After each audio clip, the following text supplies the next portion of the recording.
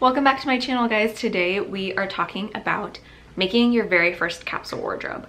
Now, I've made a video or two about this topic maybe like a year ago or so, and I've definitely changed the way that I make my capsule wardrobes. Back then, I would have told you to find a planner and fill out the planner and think really hard about your color scheme and what you want to, like how you want to feel in your clothes.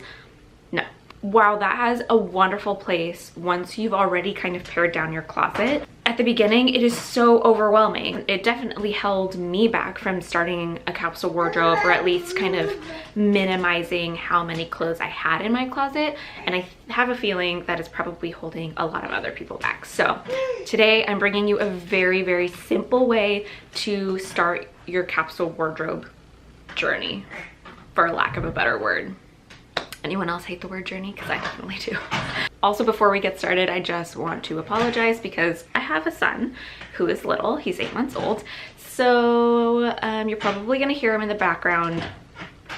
Hope that's cool. So the first thing you're gonna do, if you haven't done this already, is pull the off-season items out of your closet. Pull them out of your drawers and pull the in-season items back into your closet. Most of us do this at the beginning of summer, winter, also sometimes fall and spring too. Right now we're in the middle of January. So pull out your summer tank tops and sundresses and all of those beautiful things for warm weather, and go ahead and put them away however you usually store them. We don't have to go through our summer clothes in the dead of winter, or if you're watching this from the future, hello. Don't worry about those things. You can come back to that in 6 months or whenever you transition your wardrobe. So once all you've got in your wardrobe are in-season items, you're gonna take all of those clothes and put them on your bed. The reason you put this on your bed is number one, because that's a really big space, and number two, because then you have a lot of incentive to get this done. This shouldn't take you more than an hour and a half, maybe 2 hours, depending on how many clothes you have. But in case you start this in the evening, you have an incentive to finish before bedtime. Once you've got all of your seasonal clothes on your bed, the next thing you're gonna do is designate 3 areas for certain categories. The categories that we're gonna sort our clothes into are things we love, things we're not sure of, and things we don't like / don't wear / don't want anymore. For the first category, which are things that we love, these are gonna be the items that you know you wear. I'm talking about things that you know that you love. So your favorite sweater, your favorite striped t-shirt, the jeans that you wear all the time, your favorite leggings, your favorite jacket, whatever it is, set that apart in one area because you know that you want to keep those things. The second category that your clothes can go into is the maybe category. This is probably, if you've never cleaned out your closet before, or if you've gone through a huge life change or style shift, you're probably gonna have a huge maybe pile, and that's totally okay. I have been there many, many, many times. Items that go into the maybe pile are items that you maybe do wear all the time, but that for some reason you really don't like love. Maybe you don't like the quality. Maybe it's an item that's new with tags that you bought because it looked beautiful on the hanger or the rack, and you loved it in the fitting room, and then you came home and you were like, wait, how do I wear this? We'll come back and kind of sift through that part later. Third major area that you're gonna put your clothes into is the no pile. And this can be no for whatever reason. Maybe it's not in good condition anymore, like at all, and you're gonna end up recycling it or reusing it, like cutting it up and using it as like a random rag or a dust rag. Maybe it's something that really loved the idea of this sweater, but it ended up being like super itchy and I don't wear it. Or that doesn't fit me anymore. You know your closet better than I do, so however that breaks down, include those items in the no pile. Once you've categorized all of your clothes into these 3 main piles on your bed, what you're gonna do is hang up the clothes that you love. Fold them, hang them, put them back in your closet, however it is that you do that. The next thing you're gonna do is look through your maybe pile.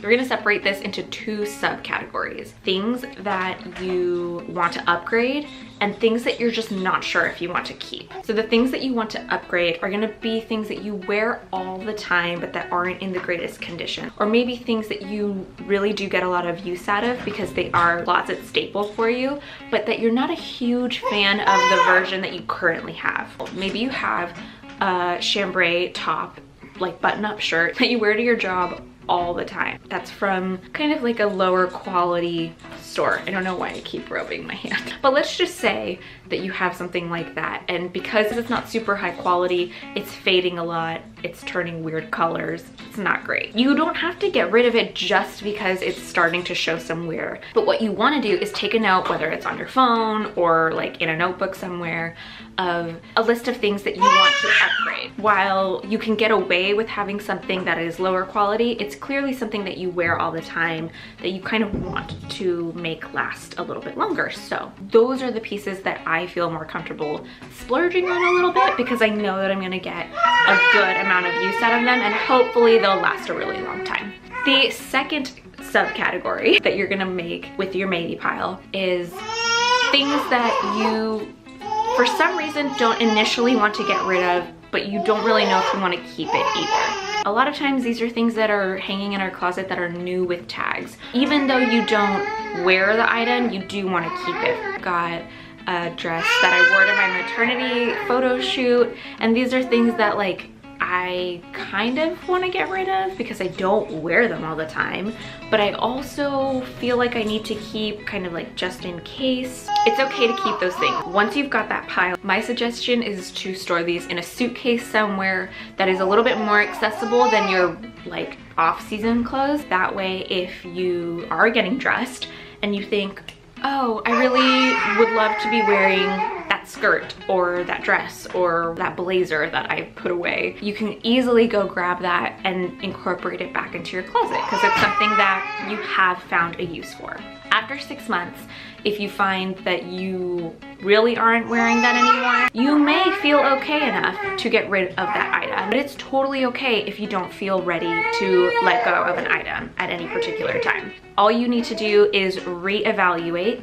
If you still feel like you need to hold on to this particular item, back into limbo it goes. That's what I call the suitcase in the closet. All right, the final pile that you're gonna go through are your no items. And the only thing you're gonna do here is determine whether or not an item is in good enough condition to be donated. Please, let's not be the people who donate really ratty, really practically unwearable sleep shirts to the Goodwill just because we don't know what else to do. Stuff that's not in good enough condition, if you can upcycle it somehow, use it as a dust rag, use it as, I don't know, like a cleaning rag to get rid of paper towels or something like that, go for it. For the items that are in good enough condition to be worn by somebody else, maybe if there's a consignment store around, see if the consignment store wants to purchase any of it. Or donate it to an organization that will give those clothes away. He was losing his mind a little bit. I personally like to give clothes that are in good enough condition to be worn again to organizations that are going to give those clothes away to people who need them. I don't think there's anything wrong with giving it to thrift stores, because my next suggestion is to just give it to a thrift store. All right, and once you have gone through all of your categories and subcategories, you are left with your very first capsule wardrobe. No planners necessary, no weird thoughts about color schemes or textures or how you want to feel or your favorite outfit formulas, none of that complication. What you're left with are things that you love and wear all the time. The only thing left to do is live with your closet and keep an eye out for items that you might want to upgrade. And honestly, that's as simple as it is to make a capsule wardrobe. I really hope that this encourages you to start a capsule wardrobe, or at least to explore one that doesn't require you to limit yourself to a certain amount of items or a certain color scheme or a certain style. I think that there can be a lot of freedom in having a curated closet. Maybe that's what we call it. Instead of a capsule wardrobe, we call it a curated closet, right? But thank you guys so much for watching. Thank you for bearing with all of the little baby noises. I am uploading videos every Tuesday and Thursday, so if you want to stay in the loop, I would love it if you subscribed. And if for some reason I got mom brain and totally kind of like glossed over a certain step, please, please, please feel free to leave me a comment down below. I try my very best to respond to comments during nap time. So yeah, leave me a comment and I will cheer you on and support you as you clear out your closet, because I know that can be so mentally exhausting. That's it for today, guys. Thanks again so much for watching, and I will see you guys next time. Bye! So back then I would have told you like find a plant is in season items.